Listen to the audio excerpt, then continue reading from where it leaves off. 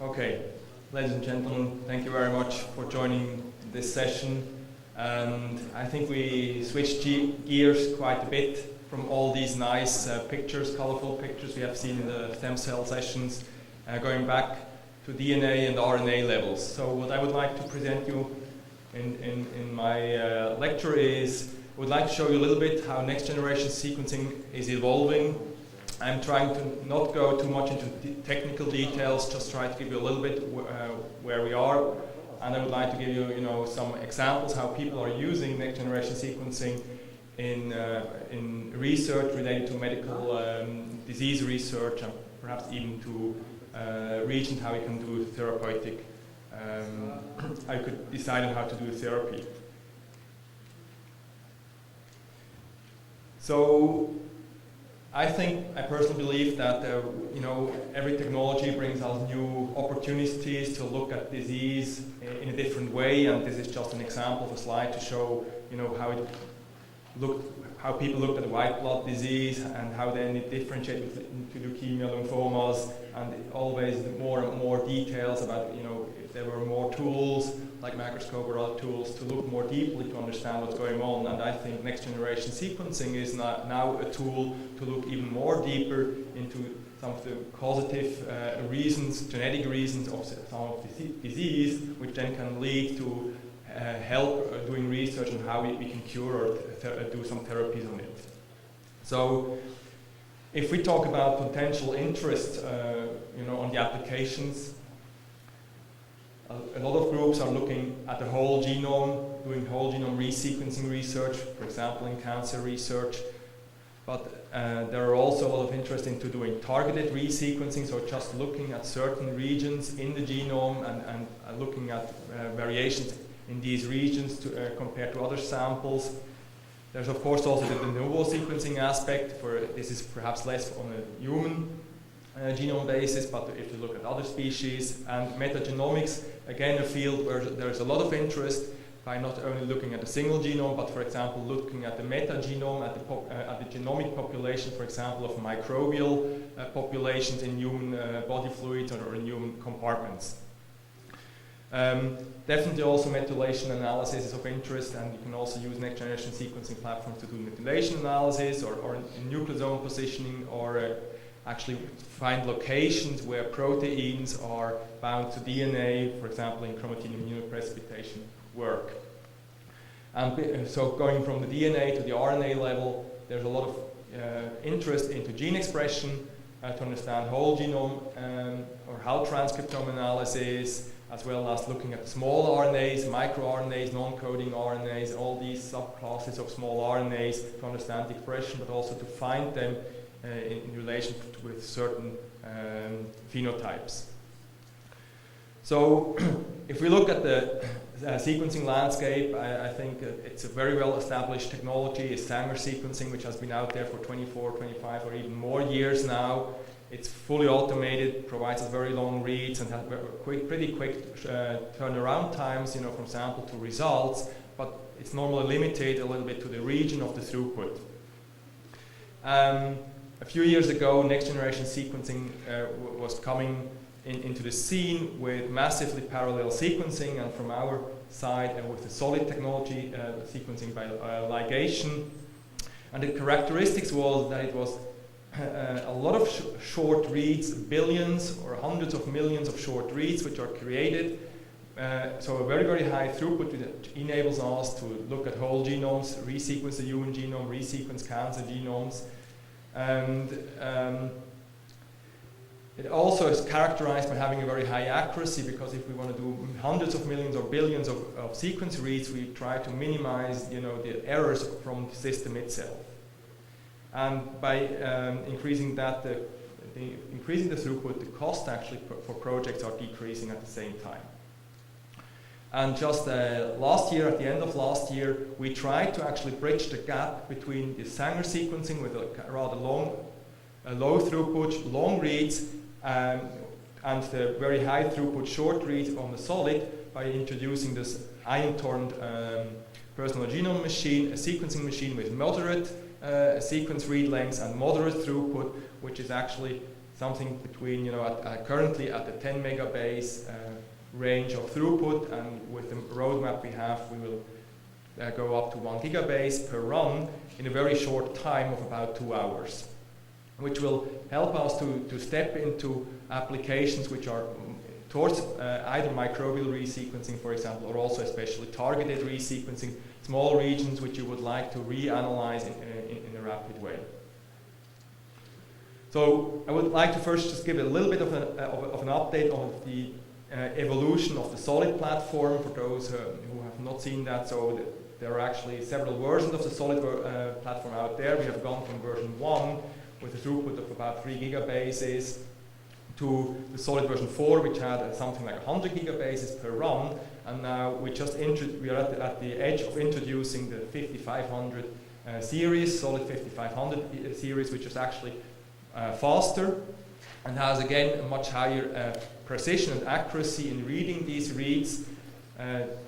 So many things are faster, easier to use, a lower data footprint, and things like that. What we try to do is we try to enhance the system accuracy, that when we read a single read, so if we do a single sequence read, that the accuracy of the single read is on average 99.99%. And this is just an experiment to show you that these new Solid systems can achieve that. This is an experiment which has been done on an E. coli, or a microbial, a model organism, which is well known, so we know the differences. And if we look, that an accuracy of 99.99% in principle transverts into quality values, if you rather would like to express it as quality values, that the sequence reads, the bases have on average a quality value higher than 40. And about 90% of the reads in our experiment have a quality value higher than 40. So that's in principle equivalent more or less to having a 99.99% accuracy of a single read. There are other evolutions which happened, I think, which are also important if we go into more applied fields, and many of them are actually around automation. We have already in earlier days we have automated some of the steps, and now we're actually automating the so-called library or sample preparation. So when you have a lot of samples, because you're doing targeted resequencing for many samples, there are now ways to do it in an automated way to remove these bottlenecks which have happened or which were there in the past. So automated and application-specific library and sample preparation is possible now before we go into the automated amplification of the libraries using emulsion PCR to create our sequencing particles. So we attach our library DNAs onto beads, and each library molecule, so single molecules, are then amplified to have clonally amplified beads, and these beads are then actually the sequencing template for the sequencing by ligation reaction. I'm not going into detail here. Just what I would like to mention is that also here we have this evolution by using a newer sequencing chemistry, which actually lifts our accuracy from the 99.94% to 99.99%. We have a new outfit for the instrument, and we have new software. So there's a lot of evolution, and the next generation sequencing evolutions are happening pretty quickly. Also, you can see that the place where we do the sequencing are on so-called flow chips. They have, for example, 6 individual lanes, and you can place your samples into these lanes, and the advantage is that the apparatus can, each lane can have different kind of types of sample types. For example, if you do whole exome sequencing, you can do whole exome samples in one lane. In the other line, you can do whole transcriptome samples. The third lane can have 24 samples for ChIP-seq in a sample multiplexed way. The next one can have 24 small microRNAs. Next lane can have methylation studies and so on. So you can do a lot of different things, and the reason why we try to do it like that is that you can mix all the applications at the research institute, and you don't have to wait until you have a flow chip full. So just to give you a little bit, a few numbers to understand what we do with these billions of reads. So there are, on these platforms, there are 2 models available, but in principle, the smaller model generates in 1 week 90 gigabases of data, which, if we refer to a human genome, which is 3 gigabases. This is about a 30x sequence coverage of a human genome. Or if you go for the larger instruments, actually 2 times 2 human genomes in 1 week at the 30x coverage. And if you break that down to other samples, you can see that on a smaller version you can do 1 human genome or 12 human exons or 6 human whole transcriptome experiments in one go. As I mentioned before, what we stress on is our accuracy, and then we'll come actually back to why we do that, why it's so important to go from 99.94 to 99.99. And it's also what we also try to do is we try to speed up the whole instruments that we can do, for example, experiments into 1 day when the read length is 35 bases and we use 1 lane. So why do we always look on this accuracy? And because we often think, well, if your reads are not accurate, what we could do is we could just increase the number of reads. Wouldn't that help? Well, in principle, this might help if we have homozygous SNPs. And we can decrease the noise by increasing the sequence coverage, but that would mean we spend more dollars, more money, and that's not sometimes something we want to do. If we have heterozygous SNPs, it's in principle the same mathematics. If we increase sequence steps, we can decrease the error rate of the consensus sequence, and by that we will find the true SNPs, but again it would cost more money. And then there is actually a few applications where I think it's not possible to really increase sequence coverage to see these features. So for example, if you have pooled samples, or if we work on cancer samples, and it might be difficult to collect the cancer tissue or separate cancer tissue from the normal tissue, so it would be a mixture what is sequenced.